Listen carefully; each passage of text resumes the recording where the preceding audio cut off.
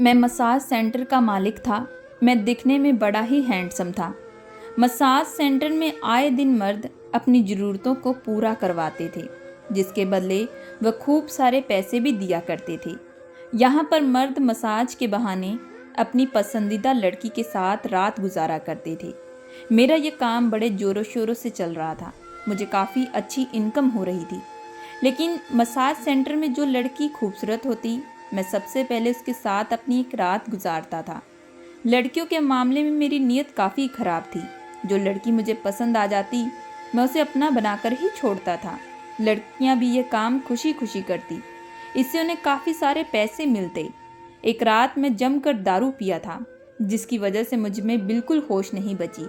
मैं जैसे ही अपने मसाज सेंटर में पहुंचा, वहां पर मुझे एक लड़की पसंद आ चुकी थी। वह लड़की दिखने में बेहद गोरी चिट्टी थी। मैंने तुरंत मैनेजर को कहा कि उसे मेरे कमरे में भेजे। जैसे ही लड़की कमरे में आई तो उसे देखकर मैं भूखे जानवरों की तरह टूट पड़ा था। वह लड़की बखूबी साथ दे रही थी। हम दोनों ने सुबह के 5 बजे तक पूरे जोश के साथ, लेकिन सुबह जब मैंने उस लड़की को देखा तो उसे देखकर मेरे होश उड़ चुके थे, क्योंकि वह लड़की कोई और नहीं बल्कि मेरा नाम अमित है और मैं मुंबई के एक छोटे से शहर में रहता हूँ। मेरे घर में मेरी माँ और एक छोटा भाई रहता है। मेरे पिताजी बचपन से ही हमें किसी और औरत के लिए अकेला छोड़कर चले गए थे। उन्होंने एक बार भी हमें बिल्कुल भी मुड़कर नहीं देखा था। बचपन से ही माँ ने हमें बड़ी मुश्किल से पाल पोस कर बड़ा किया था। हालांकि हमारे पास पैसों की कोई कमी नहीं थी, क्योंकि मेरे पिताजी की बहुत सारी संपत्ति थी जो उन्होंने माँ के नाम पहले करके रखी थी। लेकिन मुझे तो पैसों से ज़्यादा अपने पिता से प्यार था। लेकिन मेरे पिता ने हमारे बारे में एक बार नहीं सोचा। उस वक्त माँ बहुत ज़्यादा टूट चुकी थी। उन्होंने भी क्योंकि भागकर शादी की थी। माँ अक्सर बताया करती कि तुम्हारे नाना नानी बहुत ही ज़्यादा सख्त मिजाज के हैं, इसलिए वह वापस गांव बिल्कुल भी नहीं जाएगी, क्योंकि जिस शख्स के लिए उन्होंने अपने माता पिता का साथ छोड़ा और आज वही उन्हें छोड़कर जा चुका है, यह सुनकर वह भी काफ़ी दुखी हो जाएंगे। माँ अपना दुख किसी के साथ साझा नहीं कर पाती थी। मैं घर का बड़ा बेटा था, इसी वजह से मैं माँ के दर्द को अच्छे से समझ पाता। मेरे पिताजी की एक कपड़े की दुकान थी। माँ अक्सर दिन भर वहाँ काम करती और मैं घर पे छोटे भाई को संभाला करता था। माँ ने हमारी पढ़ाई भी घर से करवाई। जब हम थोड़े बड़े हुए तो हम लोग स्कूल जाना शुरू कर दिए। मेरी माँ ने पिताजी को जाने से भी रोका था, लेकिन उन्हें दूसरी औरत से इतनी मोहब्बत हो चुकी थी कि उन्होंने अपने परिवार के बारे में बिल्कुल भी नहीं सोचा। मेरे दिल में मेरे पिताजी के लिए नफरत होनी शुरू हो चुकी थी। अगर वह हमारे साथ ऐसा ना करते तो शायद आज हम सभी मिलकर खुशी खुशी रहते। स्कूल में भी अक्सर बच्चे हमसे हमारे पिता के बारे में पूछा करते थे। इसके बारे में मैं सुनकर बहुत ही ज़्यादा गुस्सा होता था। माँ ने बचपन से ही मुझे जैसा जैसा कहा मैं वैसा वैसा किया। मैं आज तक माँ के खिलाफ कभी नहीं गया, क्योंकि माँ का सहारा अब हम दोनों ही बच्चे थे। मेरे छोटे भाई का नाम सौरभ था, लेकिन वह बड़ा ही शरारती था। अक्सर लड़कियों के साथ टाइम पास किया करता, जिसे देखकर मैं उसे बहुत बार गुस्सा करता था। लेकिन जैसे जैसे हम बड़े होते गए, हम दोनों भाइयों के स्वभाव में बदलाव आ चुका था। हम दोनों भाई अलग अलग मिजाज के थे। कहीं ना कहीं मुझे और माँ को यही लगता था कि मेरा छोटा भाई मेरे पिता के ऊपर गया है, क्योंकि वह हमारी बात को मानता भी नहीं था और ना ही कभी सुनता था। माँ को भी इसी चीज़ का डर लगा रहता था। जब मेरी उम्र काम करने की हुई तो माँ को मैंने घर बिठा दिया और खुद दुकान पर बैठकर काम करना शुरू कर दिया था। हालांकि मैं बहुत ही सुलझा हुआ लड़का था। मैंने आज तक किसी भी लड़की को गलत निगाह से बिल्कुल भी नहीं देखा था।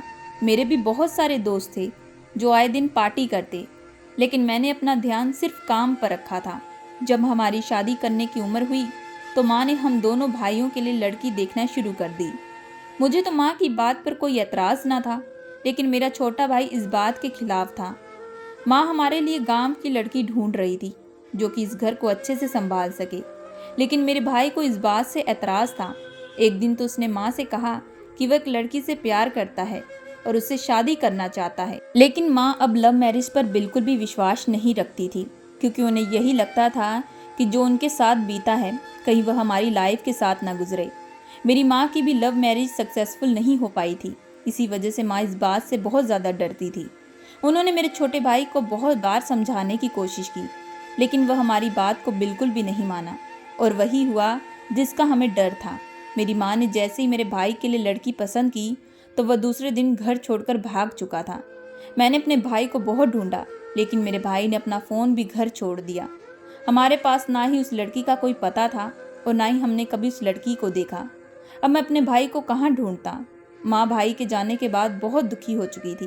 कहने लगी कि जो गलती मैंने अपनी लाइफ में की थी, आज मेरे छोटे बेटे ने वही गलती कर दी। मैंने भी अपने माता पिता के खिलाफ जाकर भागकर शादी की थी और आज मैं यह दिन देख रही हूँ।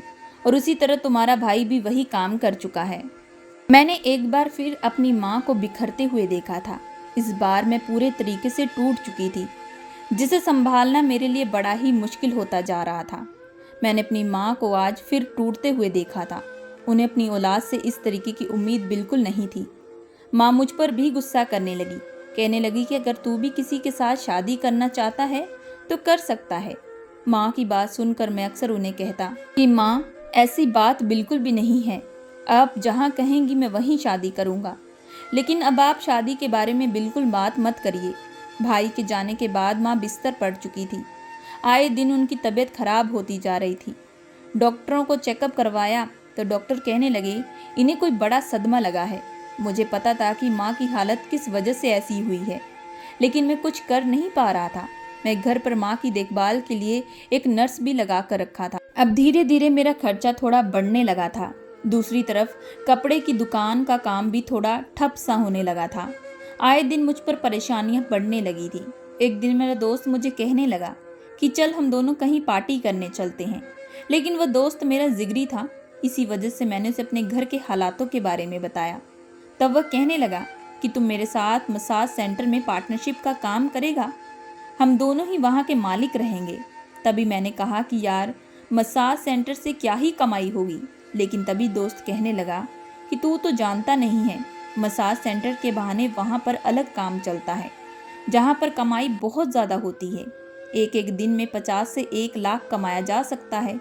जिसे सुनकर मैं हैरान रह चुका था। मैंने कहा है कि इसमें तो रिस्क कोई ना कोई होगा। कहने लगा कि नहीं नहीं, मुझे भी ये काम अब सही लग रहा था, क्योंकि एक तरफ माँ की हालत दिन ब दिन खराब होती जा रही थी, बहुत पैसा उन पर खर्च हो रहा था, तो दूसरी तरफ मेरे कपड़ों का कारोबार भी ढीला पड़ चुका था। मैंने सोचा कि अच्छा है, इसी वजह से मैंने अपने दोस्त के साथ पार्टनरशिप कर ली। शुरू में तो मुझे अपना कुछ पैसा वहाँ पर इन्वेस्ट करना पड़ा, लेकिन उसके बाद से मेरी कमाई काफ़ी अच्छी होने लगी थी। एक दिन मेरे दोस्त ने खुशी में मुझे जमकर दारू पिलाई। मैं भी उसे इनकार न कर पाया, लेकिन उसके बाद मुझे रोज़ आदत होने लगी। मैं रोज़ दारू पीने का शौकीन बन चुका था। दारू पीने से मैं अपने गमों को भूलता, क्योंकि बचपन से ही आज तक मैंने सिर्फ दुख देखे थे। सबसे पहले पिताजी ने धोखा दिया, उसका दुख, और दूसरी तरफ जो आज मेरे छोटे भाई मेरी माँ की हालत की, वो दोनों ही दुख मुझे अंदर ही अंदर खा रहे थे। अब मैं रात को अक्सर मसाज सेंटर में काम देखने के लिए जाया करता, जहाँ पर अनगिनत लड़कियाँ वहाँ पर काम करती। हर किसी की अपनी मजबूरी होती। मेरा दोस्त उन लड़कियों में से हर किसी के साथ अपनी रातें एंजॉय करता था। लेकिन अब मुझे मसाज सेंटर का माहौल अच्छा लगने लगा था। मेरी काफ़ी कमाई भी अच्छी हो रही थी। मैं जल्द ही माँ को उस घर से निकाल कर एक अच्छे नए घर में शिफ्ट कर दिया था। हालांकि माँ नए घर में बिल्कुल भी जाना नहीं चाहती थी, लेकिन मैं चाहता था कि माँ अपनी पिछली ज़िंदगी को भूल जाए, वह उस माहौल से निकले, वह उस घर से निकले, ताकि अपनी ज़िंदगी में आगे बढ़ सके। मैं उनके कदमों में हर एक खुशी लाकर रखना चाहता था, ताकि वह अपनी ज़िंदगी में हमेशा खुश रहें। अब मेरी माँ सफलता देखकर काफ़ी खुश थी। वह धीरे धीरे ठीक होने लगी थी। मैं रात रात को घर वापस नहीं आया करता था, क्योंकि मुझे पता था अगर मेरी माँ मुझे दारू की हालत में देखेगी तो वह टूट जाएगी। लेकिन तभी मसाज सेंटर में मुझे एक लड़की पसंद आ चुकी थी। मैंने अपने दोस्त से बात की तो उसे अपने कमरे में बुला लिया। मैं आज पहली बार किसी लड़की के करीब गया था। मैं दारू की वजह से यह सब कुछ खुद ब खुद करने लगा था। वह लड़की बाकी लड़कियों के मुकाबले काफ़ी अलग सी थी। वह सुलझी हुई लड़की थी। उसकी आंखों में अक्सर मुझे दर्द दिखाई देता था। हालांकि मैंने कभी उससे इतनी बातचीत नहीं की थी, क्योंकि मैं जब उसके करीब जाता तो मैं पूरा दारू में टल्ली हुआ होता। मैं इसके बदले उसे काफ़ी अच्छी कीमत भी देता था, ताकि वह खुश रहे, लेकिन वह कभी खुश भी नहीं रहती थी। एक दिन एक कस्टमर ने उसके साथ रात गुजारने की कीमत लगाई। जो कि यह सुनकर मुझे बिल्कुल भी पसंद नहीं आया। मुझे पता नहीं मैं आखिर उस लड़की के लिए इतना पॉजेसिव क्यों हो रहा था। मैं नहीं जानता। तभी मैंने मैनेजर को कहा कि आज से ये लड़की किसी भी कस्टमर के साथ नहीं जाएगी। मैनेजर ये सुनकर हैरान रह चुका था। वह कहने लगा, लेकिन ये सर। मैंने कहा कि सर वर कुछ नहीं, ये बस मेरा ऑर्डर है। मैनेजर भी मेरी ये बात सुनकर चुप हो चुका था। जब उस लड़की को यह बात पता चली तो वह मुझसे कहने लगी कि मैं यहाँ पर काम नहीं करूँगी तो मुझे पैसे कौन देगा। मैंने कहा कि तुम्हें उसकी चिंता करने की ज़रूरत नहीं है, तुम्हें हर रोज़ पैसे मिल जाएंगे। अब मेरी माँ ने भी घर पर लड़की देखना शुरू कर दिया था, लेकिन मैंने अपनी माँ को कहा कि वह 1 साल और रुक जाए, उसके बाद आप जहाँ कहेंगी मैं वहाँ शादी करने के लिए तैयार हूँ। लेकिन दूसरी तरफ मैं अपने काम को ज़ोरों शोरों से चला रहा था। मैंने अब 2-3 मसाज सेंटर और खोल लिए थे, जिससे मेरी अब और अच्छी कमाई भी होने लगी थी। मैं उस लड़की को भी अच्छे खासे पैसे दिया करता था, लेकिन धीरे धीरे उस लड़की को मुझसे मोहब्बत होने लगी थी और कहीं ना कहीं मुझे भी उस लड़की से लगाव होने लगा था। मैं हर रात उस लड़की के साथ गुजारा करता था। मैं कहीं ना कहीं उसका आदी बन चुका था। एक रात वह लड़की मेरे करीब आई, तभी मैंने उसका हाथ कुछ जख्मी देखा। मैंने उससे पूछना शुरू कर दिया कि तुम्हें आखिर ये चोट कहाँ से लगी। तभी वह हड़बड़ाने लगी और उस चोट को छुपाने लगी। मैंने उससे कहा कि मुझे जल्द से जल्द बताओ, नहीं तो मैं तुम्हारी जिंदगी से हमेशा हमेशा के लिए चला जाऊंगा। ये सुनकर वह डर चुकी थी। कहने लगी कि मैं तुमसे मोहब्बत करती हूँ। कहने लगी कि आप कहीं भी मत जाइएगा, आप बस मेरे साथ रहिए, मैं आपको सारी कहानी बताती हूँ। यह मेरे पति ने किया है। मेरा पति दारू में अपना सब कुछ हार चुका था, जिसकी वजह से आए दिन वह मेरे साथ ऐसा करता है। तभी मैंने उसे कहा कि तुम आखिर पुलिस कंप्लेंट क्यों नहीं करती, आखिर तुम इतना सहन क्यों करती हो। तभी वह कहने लगी कि वह नहीं कर सकती, मैं उससे शादी की हूँ और मैंने वह शादी भी भाग कर की है। हालांकि उसका पति भी भाग कर ही शादी किया है। शुरू शुरू में हम दोनों अपनी ज़िंदगी में बहुत ज़्यादा खुश थे, लेकिन धीरे धीरे मेरे पति जुआ खेलना शुरू कर दिए थे, जिसकी वजह से वह अपनी सारी कमाई वहीं पर लुटाना शुरू कर दिए। मैंने उस वक्त उन्हें कई बार समझाया था, लेकिन उन्होंने मेरी बात को बिल्कुल भी नहीं सुना। वह हमेशा मेरी बात के खिलाफ जाते थे। कई बार तो वह गुस्से में आकर मुझ पर हाथ भी उठाते थे। उस लड़की की बात सुनकर मुझे काफ़ी गुस्सा भी आ रहा था। मैंने तभी उससे कहा कि फिर तुम्हें यहाँ का रास्ता कौन दिखाया। तो कहने लगी कि एक मेरी पुरानी सहेली थी, उसी ने मुझे यहाँ का रास्ता बताया कि यहाँ पर मैं कुछ वक्त में ही काफ़ी अच्छे पैसे भी कमा सकती हूँ। यहाँ पर काम करना बस मेरी मजबूरी है। मेरे पति को अब मुझसे मोहब्बत नहीं रही, लेकिन अब मुझे आपसे मोहब्बत हो चुकी है। आप मेरा काफ़ी अच्छे से ख्याल रखते हैं। मैं आपके साथ अपनी ज़िंदगी गुजारना चाहती हूँ। उस लड़की की आंखों में मेरे लिए कशिश नज़र आ रही थी। वह मेरे लिए काफ़ी परेशान हो रही थी, लेकिन मैं उसे कोई उम्मीद नहीं देना चाहता था, क्योंकि मैं पहले ही अपनी माँ को वचन दे चुका था और मैं अपनी माँ को तकलीफ़ नहीं देना चाहता।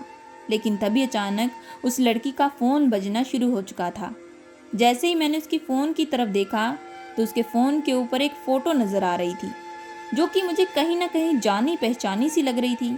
जैसे ही मैंने करीब जाकर देखा तो मेरे होश उड़ चुके थे, क्योंकि वह मेरा छोटा भाई था। अब मेरे दिमाग में घूमने लगा। मैं मन ही मन सोचने लगा, कहीं ये मेरे छोटे भाई की पत्नी तो नहीं। मैं तभी जानने की कोशिश करने लगा और पूछताछ कर रहा था कि तभी मुझे पता चला, वह लड़की कहने लगी कि ये मेरे पति हैं। उसके मुंह से ये सुनकर मेरे पैरों तले ज़मीन खिसक चुकी थी। यानी कि मैं अपने ही भाई की बीवी के साथ। छी छी छी। अब मुझे समझ नहीं आ रहा था कि आखिर मैं क्या करूं। एक तरफ मेरा भाई था और दूसरी तरफ उसकी पत्नी, जिससे मुझसे मोहब्बत हो चुकी थी, और मैं उसके साथ ये सब कर बैठा था। मेरा भाई घर से भागकर उस लड़की के साथ शादी कर चुका था, लेकिन वह अपनी ज़िंदगी का ऐसा हाल करेगा, ये सुनकर मुझे काफ़ी दुख हो रहा था। मेरी ज़िंदगी से परेशानियाँ ख़त्म होने का नाम ही नहीं ले रही थी। तभी वह लड़की मेरा हाथ पकड़कर कहने लगी कि मैं अपने पति को डिवोर्स देना चाहती हूँ, क्या आप मुझसे शादी करेंगे। लेकिन मेरा हाथ उस वक्त कांपने लगा था। मैं आखिर उसे क्या जवाब दूँ कि मैं उसका ही जेठ हूँ। मैं सच्चाई उसे बिल्कुल बताना नहीं चाहता था। मैंने तभी उससे घर का पता पूछा। अगले ही दिन जैसे ही मेरा भाई रास्ते से निकला तो मैंने उसे अपनी गाड़ी में बिठा लिया। शुरू शुरू में तो वह परेशान हो चुका था, लेकिन जैसे ही उसने मुझे देखा तो वह देखकर हैरान रह चुका था। हालांकि वह मुझे कुछ बोल नहीं पा रहा, उसे अपनी गलती का एहसास था। मैंने तभी उसे कहा कि घर से भागकर तुमने बहुत बड़ी गलती की है, लेकिन मैं हमेशा यही चाहता था कि तुम जहाँ भी रहो हमेशा अपनी ज़िंदगी में खुश रहो, लेकिन वापस कभी भी मुड़कर हमारी ज़िंदगी में तुम बिल्कुल भी मत आना। और मैंने सुना है तुम्हारे घर के हालात बहुत ही ख़राब चल रहे हैं। तुम आए दिन बहुत ही ज़्यादा जुआ खेलते हो और अपना सब कुछ वहाँ पर हार चुके हो। मैंने उस वक्त उसे बहुत प्यार से समझाने की कोशिश की थी। मेरी बातें सुनकर वह रोने लगा, कहने लगा कि मैंने आप लोगों को धोखा दिया था, लेकिन आप फिर भी मेरा अच्छा चाह रहे हैं। मैंने तभी उसके हाथ में 10 लाख रुपए दिए। मैंने कहा कि इससे तुम एक अच्छा सा कोई कारोबार करो और एक अच्छी सी जिंदगी जियो। जिस लड़की से भागकर तुमने शादी की है उसे भी दुख मत दो, वह भी किसी और की बेटी है, तुम पर भरोसा कर आई है। ये सुनकर उसके होश उड़ चुके थे। मैंने कहा कि सब कुछ तुम्हारे बारे में मैंने पता लगा लिया है, आस पड़ोस के लोगों को सबको तुम्हारे बारे में पता है। मैंने तभी उसे अपने पिता की हुई गलती का भी एहसास दिलाया जो हमारी माँ ने झेला था। वह हाथ जोड़कर मुझसे माफ़ी मांगने लगा था। भाई से मिलने के बाद मैं वापस अपने घर आ चुका था। मुझे पता था वह लड़की मेरे बारे में गलत सोचती होगी, यही सोचती होगी कि मैंने भी उसका साथ छोड़ दिया, लेकिन हमारी ज़िंदगी का कोई फ्यूचर नहीं था। मैं अपना सब कुछ बदल दिया। मैं मसाज सेंटर जाना बंद कर दिया। मेरा दोस्त मुझे रोज मेरा हिस्सा दे देता था, जिसकी वजह से मुझे मसाज सेंटर जाने की नौबत नहीं पड़ती। मैंने अपना घर सब कुछ बदल लिया ताकि कभी भी मेरा भाई हम तक ना पहुंचे। अभी कुछ साल हम सभी एक दूसरे से दूर रहें, वही हम सब की जिंदगियों के लिए बेहतर रहेगा। दूसरी तरफ मैंने माँ को कह दिया कि वह जिस लड़की से कहेंगे मैं उस लड़की से शादी कर लूँगा। इस बात से माँ बेहद खुश हुई। उन्होंने कुछ ही दिन के अंदर मेरी एक लड़की से शादी करवा दी। अब मैं उस लड़की के साथ खुशी खुशी अपनी ज़िंदगी काट रहा हूँ।